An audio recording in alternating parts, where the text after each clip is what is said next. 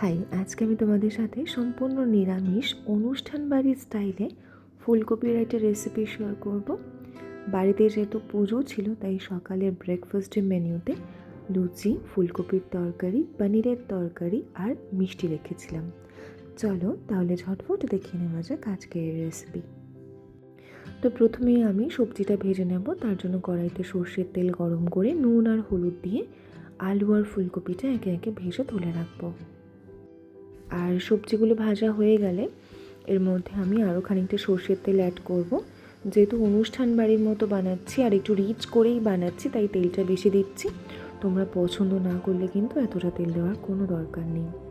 তেলের মধ্যে আমি গোটা জিরে, শুকনো লঙ্কা, কাশ্মীরি রেড চিলি পাউডার, নুন, হলুদ, লঙ্কা গুঁড়ো, ধনে গুঁড়ো, জিরে গুঁড়ো, সামান্য চিনি দিয়ে ভালো মতো মিশিয়ে নিচ্ছি।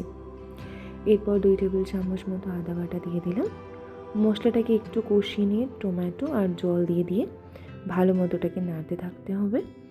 এরপর এর মধ্যে ভেজে রাখা ফুলকপি আলুটা দিয়ে খুব ভালো করে এটাকে কষিয়ে নেব। আর মটরশুঁটিও আমি এর মধ্যে অ্যাড করছি। এরপর এর মধ্যে দিয়ে দেবো 2 কাপ মতো জল দিয়ে 5 থেকে 10 মিনিট মতো এটাকে ঢাকা চাপা দিয়ে সেদ্ধ হতে দেব। এরপর ঢাকনাটা খুলে একটু ঘি, কুচনো ধনেপাতা আর গরম মশলা দিয়ে মিশিয়ে নিলেই তৈরি আমাদের নিরামিষ ফুলকপি।